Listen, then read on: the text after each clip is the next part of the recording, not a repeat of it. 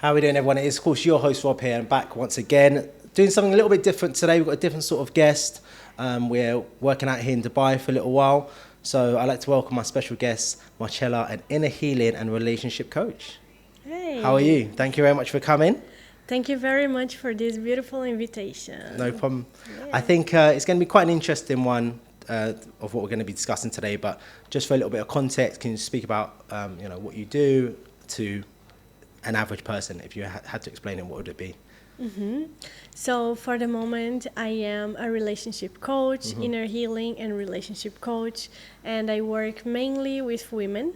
And recently, I have also started to develop programs for men after realizing that we both need this inner work. So I have been offering safe spaces for people to learn how to process their emotions, to understand better what are their patterns of relationships and how they embrace this dynamic, which is, the mysterious human journey of getting to know another person. And yes, and also at the same time learn about yourself through being with another, right? So yeah. At the moment, what would you say is like the most common thing found in regards to, I suppose, inner issues or inner trauma from men and also from women individually? Do they differ much, or are they quite similar in what they experience? So definitely we experience in different ways, but let's say that the wounds are pretty much the same. So, from the moment we are children and how we are raised and how much this impacts in how much we interact with each other in a way or another. I would say all of us, we have personal experiences, but at the same time, they come to a common ground, which is every human being, despite being a man or a woman, we all want to be loved, be seen, and belong. And when one of those are missing, we will end up growing up and being adults that go for another, seeking whatever we didn't feel we received in that early stage of life. Okay. So like love avoidance and stuff like that. Yes. So, and then we end up in those dynamics of, anxious attachment, avoidant attachment, and all the, until we discover, ourselves, and we do this deep inner work that can lead us to a more secure dynamic in a relationship and hopefully a healthy and positive one. So at the minute we're in sort of 2026, are you seeing a lot of common themes in regards to what people want from relationships or what they're missing from relationships? When we're infusing it with social media, how does that impact people's viewpoints on what they want and what they desire?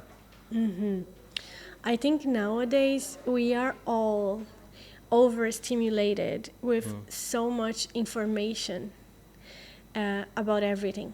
So there is always an answer.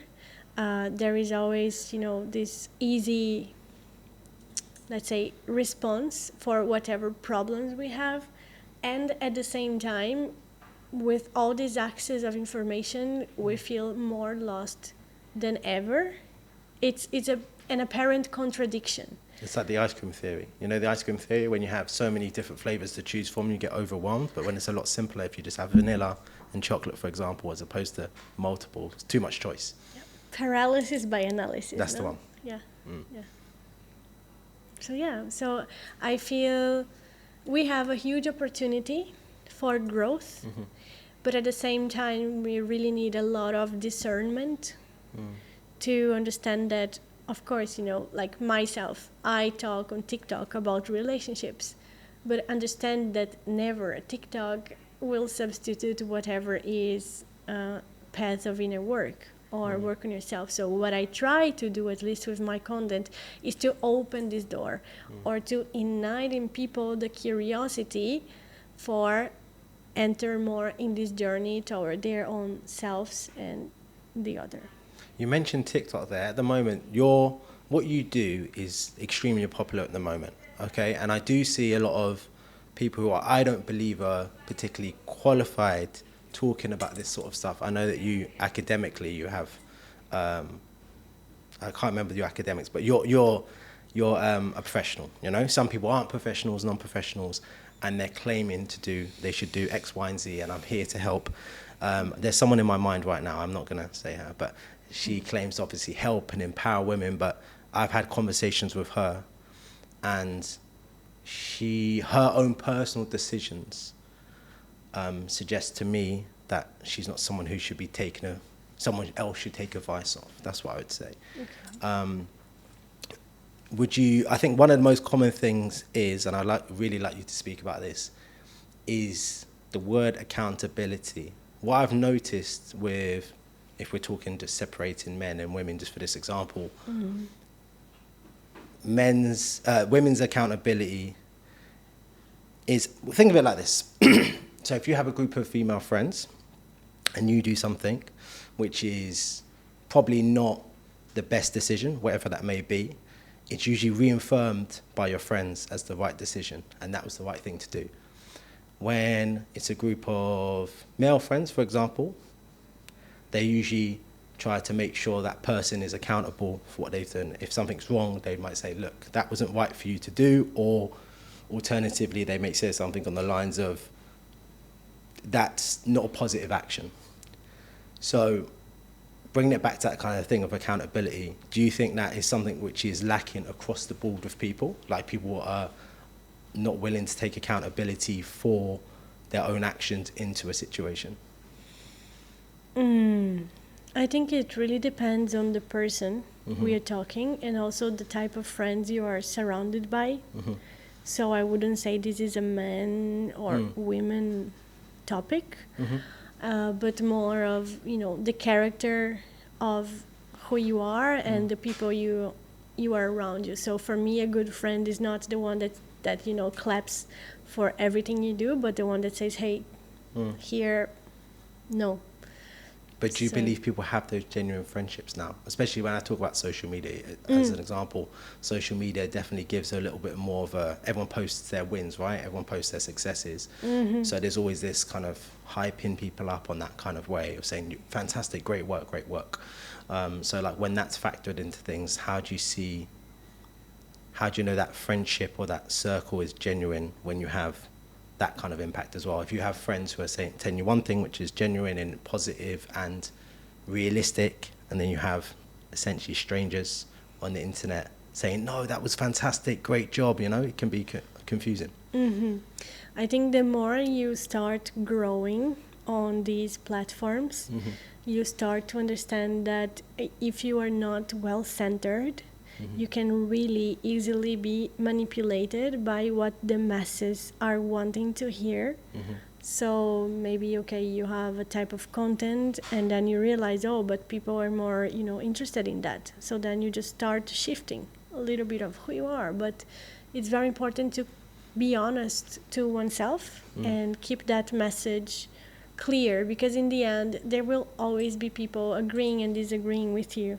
And authenticity and being who you are is what actually makes your message magnetic, because there will also be people that are very touched by what you say, in the way you say, and in the way only you can say it. Because even if I try to reproduce whatever you're trying to say, it's me talking. But when you say, it's you talking. So that's also a beautiful part of the work that I do, which is to bring people back to their authenticity, to what is the truth of their own message, of their own self. So self-discovery, Who are we? And who am I in front of the eyes of another human? In this experience that is shared and at the same time is deeply individual, but commonly shared. So when can we create this common space where this existence can come into fruition? Yes. We spoke a little bit earlier about the idea of masks as well, and that goes into sort of like truth and who people truly are. Could you talk a little bit about that? So, since we are children, I think you probably remember your 5-year-old self, spontaneous or laughing or, playing around and doing a huge mess. We are born without certain filters. And then the more we grow up, we learn to accept, opinions or behaviors or attitudes that are more aligned to what people want from us. And then we develop a certain character, which is sometimes is far from that inner, let's say, energy or more genuine energy that you would have when you were a child. And adults sometimes spend their whole lives, searching back for that same feeling, and many people end up frustrated because they got so distant from who they were that now they feel lost. So why we do that? Because when growing up, we want to receive this love, we want to receive this validation. And where does it come from? It comes from our main figures of attachment, which is mother and father. So if I realize that every time that I behave well, let's say as a girl, for example, you don't complain, you learn to suppress your anger, you learn to cry instead of accessing anger, because anger is still a taboo for women. And for men it's the opposite. So as a boy, you will learn to connect more with, anger other than sadness. And for many men it's so difficult to cry. Why? Because it's seen as not strong. So we start to grow up like that. And then if every time we are growing up, those behaviors are reinforced as positive or negative, we end up creating these masks of who we have to be in order to receive the love that should be freely given. Make sense? So as adults, if we don't have that inner awareness of when do I use this mask or the other, we might end up in tricky situations, mainly when it comes to relationships. So that's interesting, actually, because I imagine when you're getting into relationships as well, you put on a mask to some degree of who you think you should be for this person. But is that also not to scare them away? Because if you're your 100 unfiltered true self from first date, that's quite a big ask too, And it's fun what you're saying, because what I hear from many people is, my dating life is horrible, but I really love my friendships. I would never let my friends for any relationship. This is what I heard yesterday. And then why is that? Because sometimes in friendships you can actually access, let's say, this genuine connection without the pressure of relationship, to what many people feel that a relationship brings this kind. Of course, like when you are in a relationship with a person, meaning a love relationship, it's very triggering sometimes, because that other human is going to be a mirror to your own wounds normally. And the path in the relationship, why we have so many divorces, let's put it like that, because we normalized the next best thing. So instead of looking into ourselves and wonder, okay, what can I improve in here? Like, why am I feeling triggered by the behavior of this other person? Because if, let's say, maybe I am a friend of you, I will not express in the same way as if I am your partner. With your partner, you express in, sometimes in ways that you feel, because why? That's a safer space, right? But sometimes we also forget that, wow, that's a person I love, so why am I acting this way? That sometimes can be so hurtful, right? Don't know if this answers the question. It does. I can understand, but I think with friends, it's slightly different because when you're dating into lead into a relationship, it's stranger versus stranger, right? With just things in common, as opposed to friends you may know multiple years. They've seen you in loads of different situations. They understand you. They understand your character. They understand your background. They've met your family. Like there's more there, right? So you can be authentic and unfiltered with them. But if you're meeting essentially a stranger, you can't go into that situation like that because it's like saying it's a lot to ask of a person. So you have to, like you're mentioning about the mask, mold yourself in a certain way to start with. That's not be who you are.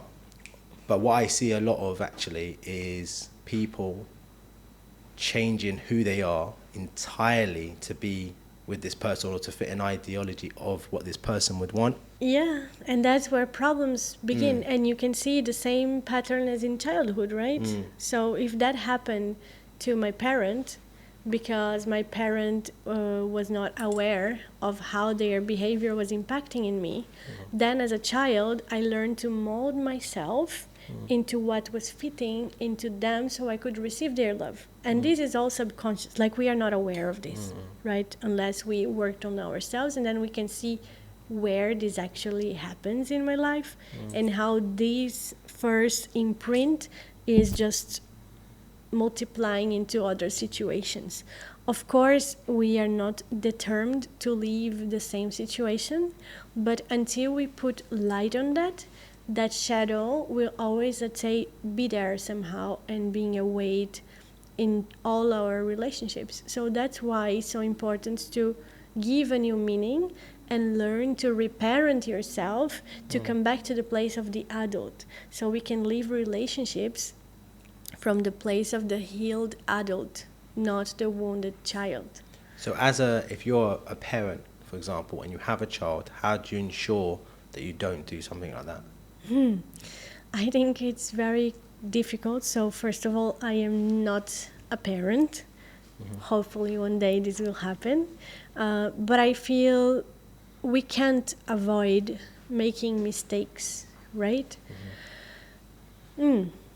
What I would say is, first, your own inner work to become a better human will always be an example to the child that you have in front of you. So the best you can do to your child is to work on yourself.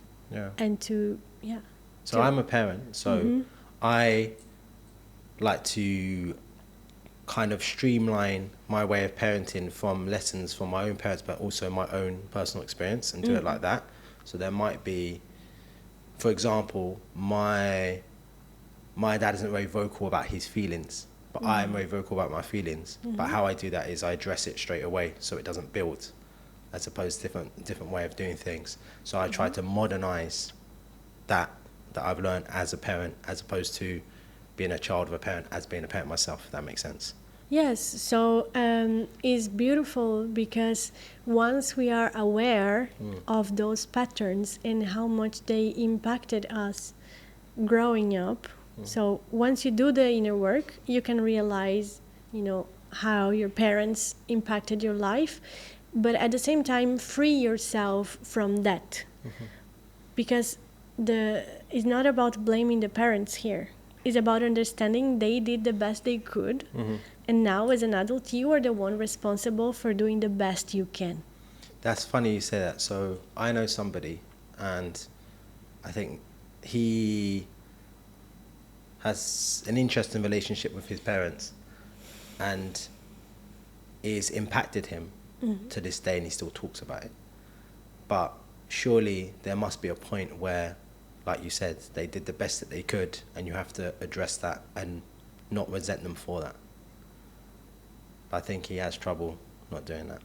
Every person is different. And sometimes we will see adults that are 80 and that are still complaining about the mother or about the father. Like there is no age for this type of awareness. So that's why I say the best way to raise a child in a different way is by healing and not repeating the generational pattern of wounding. So instead of wounding, you heal the next generation. So we spoke about sort of self-awareness. You said earlier that most people kind of look into themselves and want to do that self-awareness and that work usually when something big has happened, maybe a death or something like that. Is that the case for your clients that come to you, or is it mixed, or is it? It's very interesting, this question, because sometimes people come to me when they are either on a phase of transition and they feel a bit lost and they don't want to repeat again whatever happened in the past. So I help them do this transition from, let's say, an older version of themselves to a new version of themselves. And through, like, how I do that through alter ego work. Okay, so suppose like that. You have certain beliefs that build your reality, right? You have certain behaviors, certain actions, habits that make you who you are today. So if we want to change anything in our lives, we need to act differently. Because as Einstein said, I think, craziness is to expect different results taking the same actions. So for us to actually have a transformation, we need to feel different. It's not only about, taking a different choice or choosing a different thought. It's becoming a different version of you.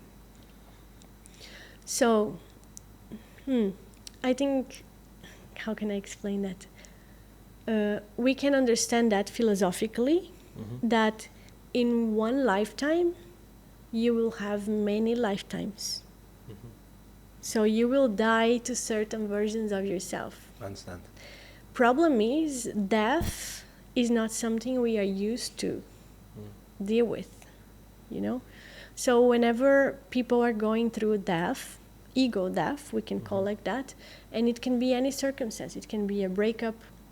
It can be, you lost your job and now you don't know. Or it can be, okay, I want to start a new business, but I have no clue whether this will work. So basically it's how we deal with the unknown and the anxiety that comes from it, because you will need to be a different version of you if you want to welcome a reality that was never yours. But people are scared of changing. Definitely. And becoming someone different. Yes. Because you mentioned their relationships, about sometimes when people leave, they said, they don't know who they are no more, or they don't feel like themselves, or they used to be this person going into the relationship and now they're this person and they don't even recognize themselves, for example.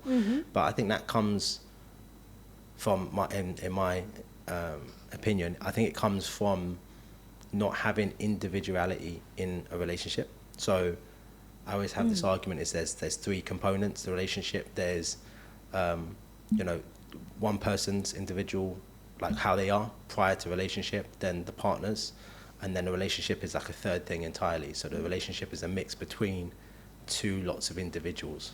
So because we mentioned about different types of love types, avoidance, etc. So I think I've seen people become codependent on their partner, and a lot of that has come from lack of individualism of what they used to do to attract that person in the first place. So I always argue that going into a relationship, you're trying to, you're yourself, right? So all the things you like to do, the things that you don't like to do, you should keep an aspect of them going in, because that's part of the reason this person was attracted to you, whether that's a hobby or a job or whatever it may be. So when you move away from that, this is when I hear, I didn't, I lost myself when I was with this person. But I think a lot of that comes from codependence, but that's just kind of my opinion of what I've seen. I'm not a professional. I've seen a lot of different things. So there's someone that I knew, and he's always in a relationship, year and a half. So he, from when he was like 18 years old to 30 years old. So he never really was ever by himself. And so when his last relationship ended, he couldn't deal with it particularly well. And in fact, he focused a lot more on himself, you know, going to the gym and eating well and making more money and meditating, lots of different things. And my argument was always like, because in majority of the time that he was with people, I was single. I was like, well, you can still be you. You know, there's obviously different things that you have to do in a relationship in regards to compromising and not putting yourself in situations, etc. But you can still be you. And I think like he didn't really know who he was because he was always attached to another person. Yeah. So what is the question? No, I'm just kind of speaking out loud. I suppose the real question is that, do you think that one of the reasons people talk about losing a part of themselves or not being a whole person is because they've put too much focus on another person, in this case, a partner? I think that's very natural sometimes. If we don't pay attention, we can easily lose ourselves, mainly in the beginning of the relationship, when everything is sweetness and we just want to merge with the other. Because, you know, that's beautiful. It's a beautiful human condition, right? We feel, let's say, the need of love. That's why we feel like we bond so much and we want to be with another. In philosophy, they would say that, you know, that we are born with this intrinsic emptiness of human condition, and that's why always we search and we have questions. So my background is philosophy, and that's why like we want so much knowledge, right? And that's also why we search for some other to fulfill, let's say, us. The thing is, that emptiness, it's always there. Like nothing can fulfill that emptiness, right?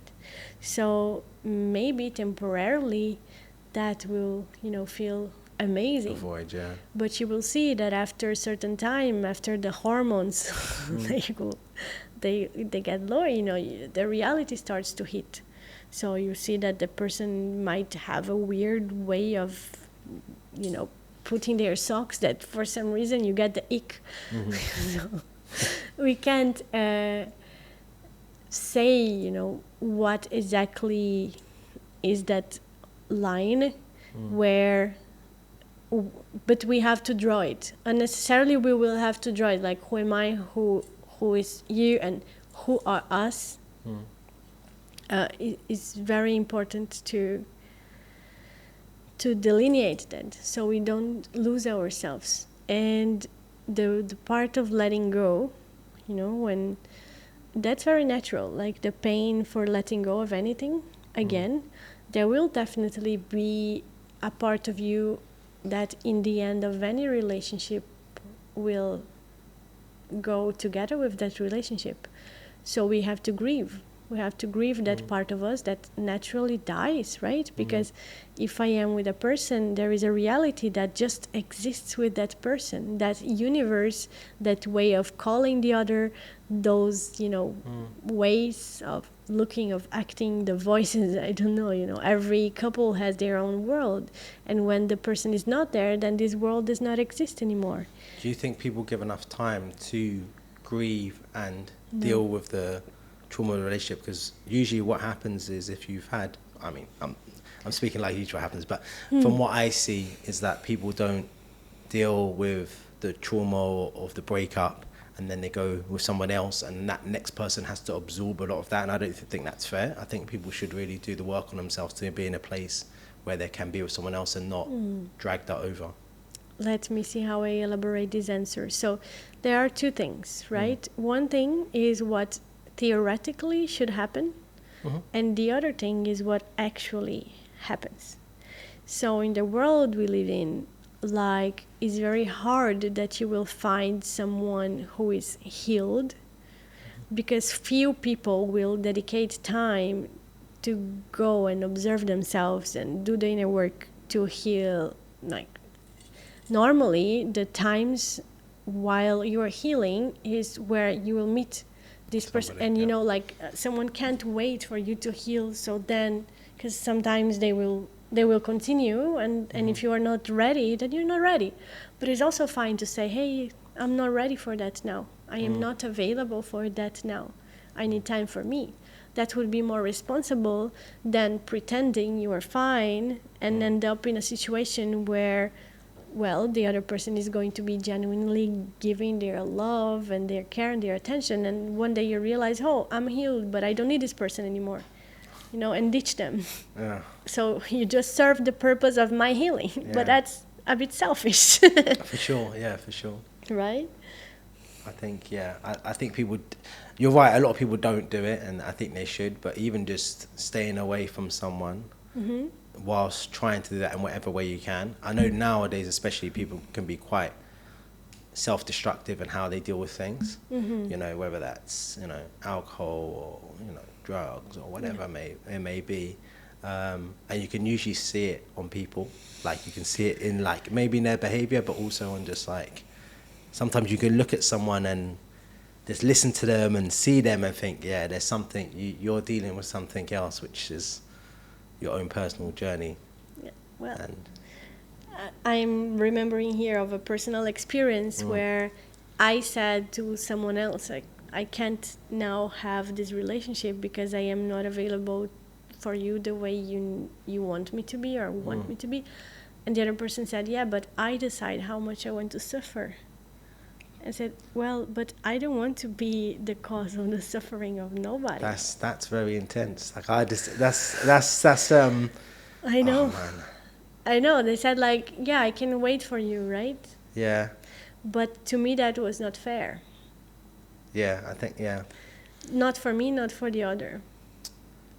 I think But it's tricky, It is. I think what I'm seeing a lot more of, mostly in younger men, is that they put other people ahead of themselves and their own happiness and their own goals and their own ambition, and it might not be someone who's ready for them or someone who is even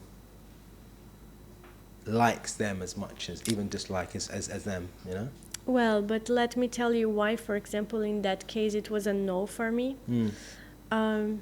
Because I have been the person who did that, who placed myself in the last place, and I was putting someone else in front of everything in my life, and saying anything is less important than you. So you place another on a pedestal and you center the other person as the center of your life, and that's not healthy. And then when I see someone else doing the same for me, it might feel more comfortable to be on the other side, but actually it's not, because I say, well, that's not healthy, because as for a healthy relationship to exist, I need that person to love themselves.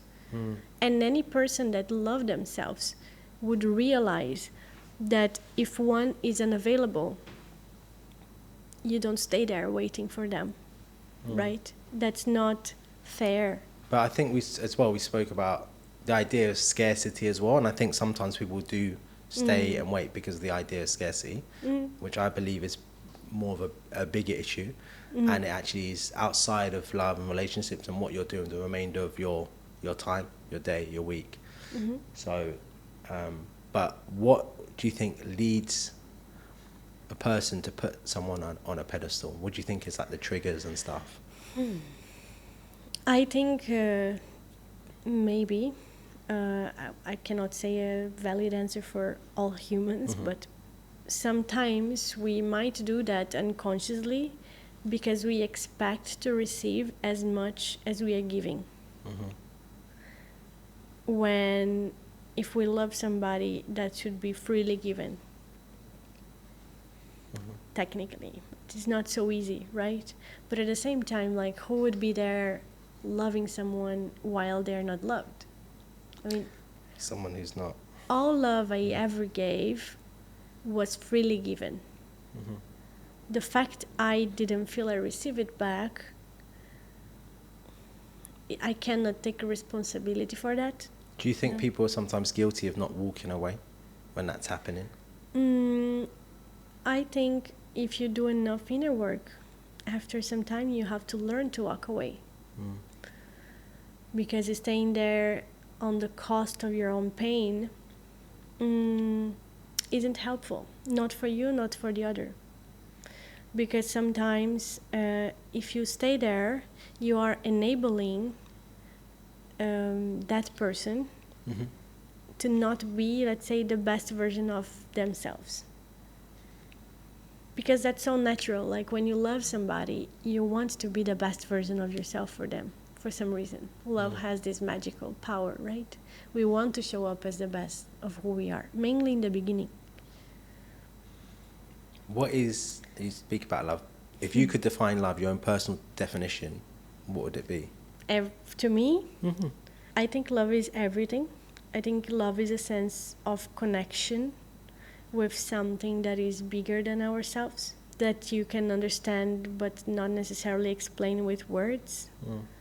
So with silence, when you find a silence with somebody, that love. Or when you look to your child and you have this love, or a pet, like that connection. I think the closest that I could ever experience is like if you have a pet and you have this, it's like you don't know where to put this love, right? But it's this thing. I don't think it's so easy to explain, but I would say it's part of the nature of the soul. If we want to enter a bit more in an abstract field, but at the same time, love as in the material world can be the manifestation of the beauty that a human can create in earth, in this terrain.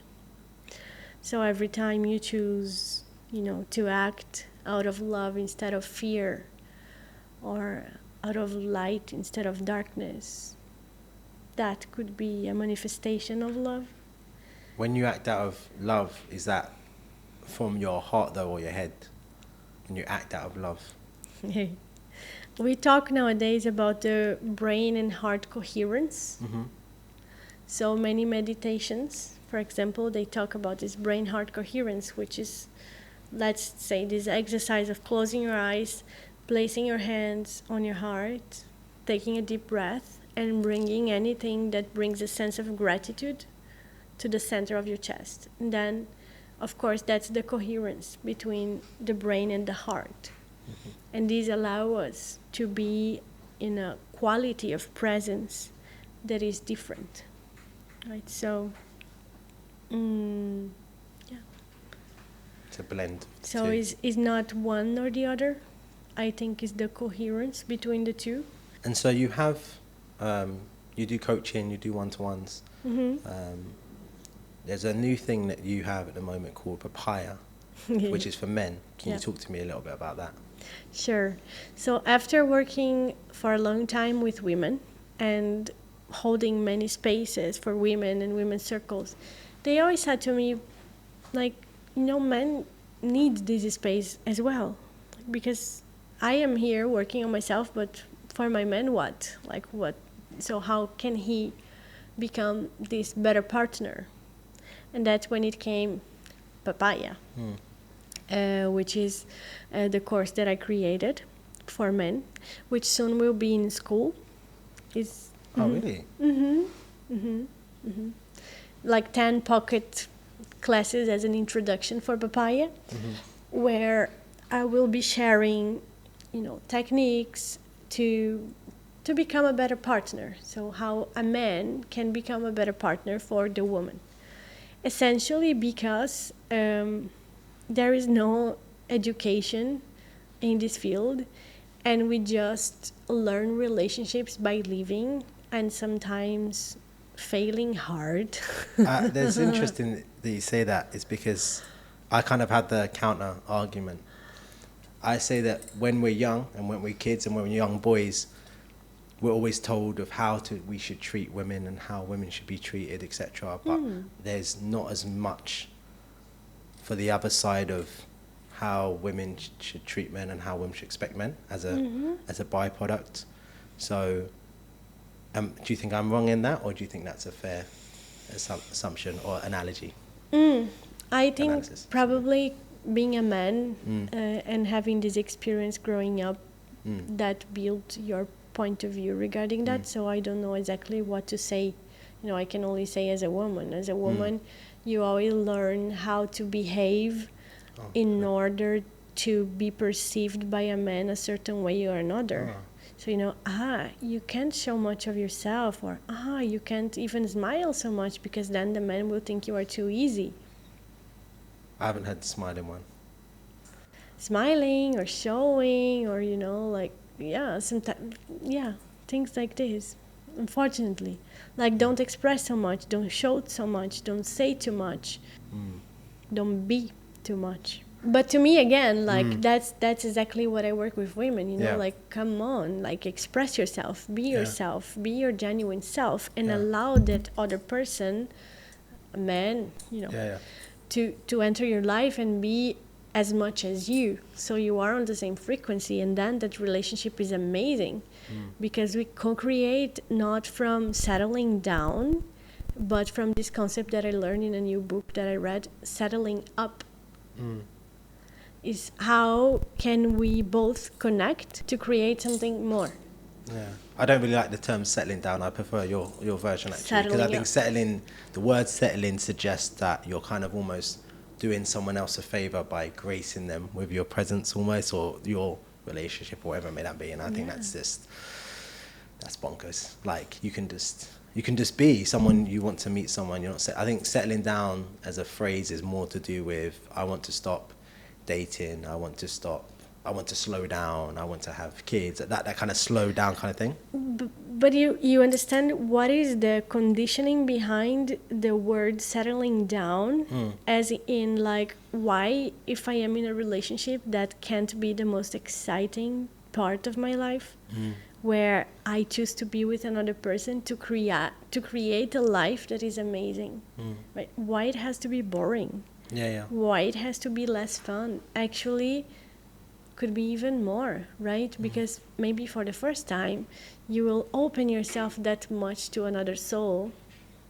And wow, what a huge opportunity that might be to experience life in a different and more profound and human way. Because in the end, like, what are we here for?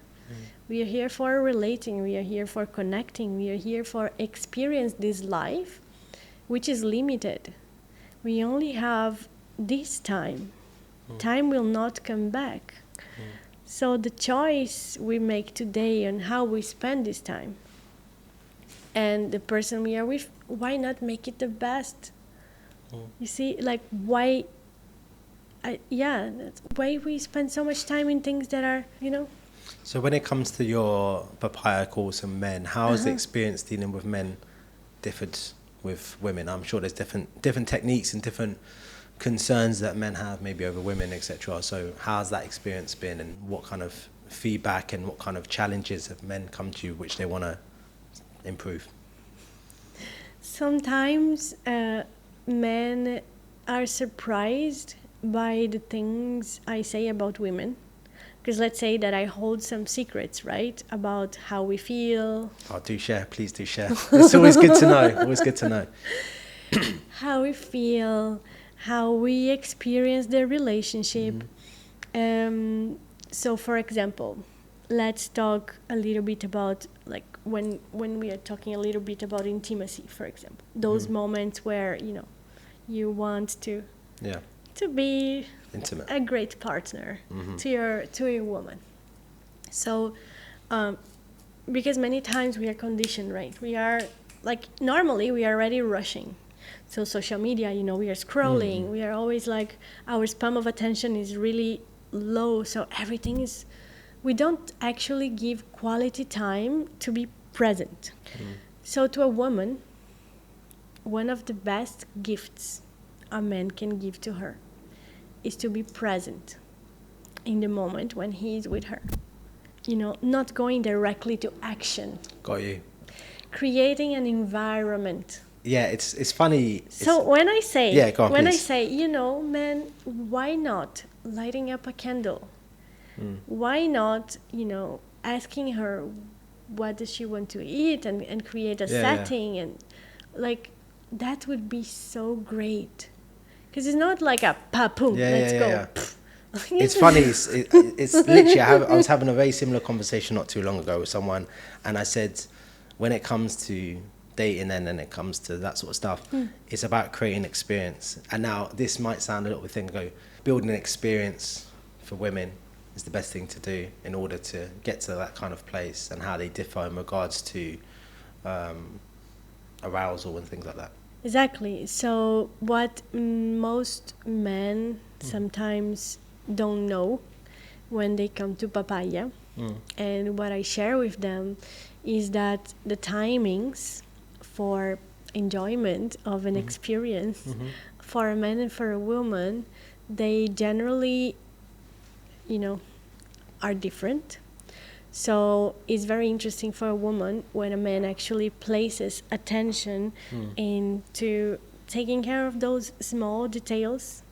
Because you see, like, we need to create a safe environment. So safety allows connection and allows openness.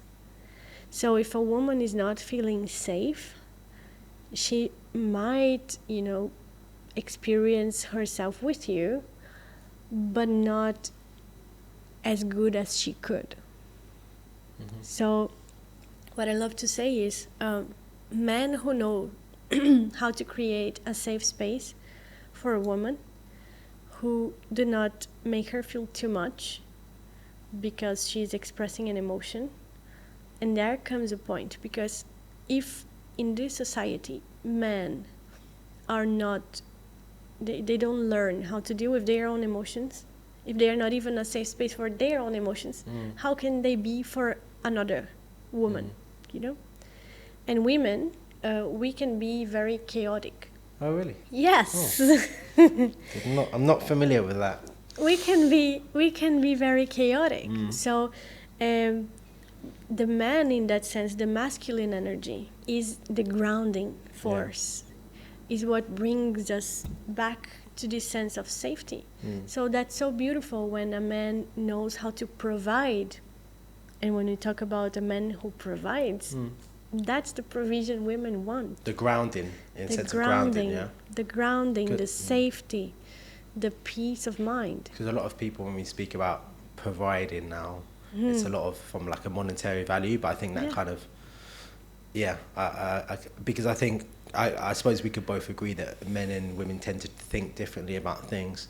So I think men tend to, generally speaking, think a little bit more logical and less chaotic, would you say? Yes, could be like that, because women, they are more connected to their intuition and to their emotions, while men are more connected to their logic and to their actions. I mean, as a, Yeah, I think this is why when we talk about men's spaces, etc., I always like to focus on, because we're generally more action-led and logical-led. I think a lot of, when men are lost, a lot of it comes from lack of purpose or drive. And that doesn't have to be work, it just be a purpose, can be anything. But I think that's where a lot of people lose, because I'm sure you probably are familiar with this, like when, say, men lose their jobs or something like that, that's when they sort of dip and they're prone to, say, depression and stuff. And then we know, I know of other situations where men may be getting divorced and they lose a part of themselves and that pushes them into a dark place as well. So when it comes to safe spaces for men, I always say that there needs to be, a lot of the reason why a lot of men generally now are feeling lost is because they lack purpose and action, which is obviously something that they need to focus on more to become their best selves. But that's just my opinion of dealing with sort of younger men and older men as well. Which is all part of the inner work. The inner work that, if we had from the moment we are in school, imagine how amazing would it be to learn about ourselves and about how we feel and how to, properly deal with our own emotions. But you know why that we don't? Because if you fully understand yourself and you know what your triggers are and who you are, etc., or who you can be, you're more difficult to control. And that's a problem. That's why when we mentioned about finances and financial literacy, there's reasons it's not there. We have credit card companies because, so. Well, actually, it's so related because, good investors in the market, if we want to talk like that, they really have to deal with all those feelings of anxiety. So people who want to also be successful in this material world, they actually need those skills which are emotionally intelligent, right? It's related. Everything is related. I mean, you can have a successful entrepreneur with, like, he definitely has discipline. He definitely knows how to proper take care of himself, hopefully, you know. Because if this person was like just living as an average person, probably they wouldn't manifest in their life the success they have. Yeah.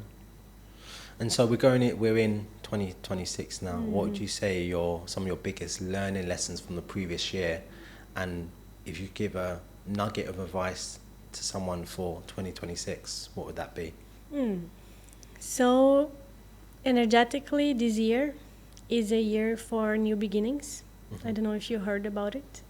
They call it the year of the horse. Horse, yeah. That's what I'm saying. So I don't know when this episode is going to be on air, but the year of the horse starts on the 17th of February.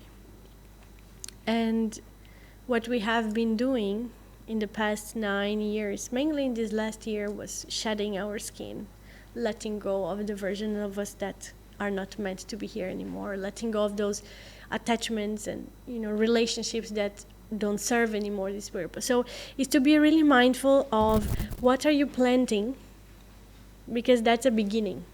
So what action are we taking today that we want to see tomorrow when we harvest that?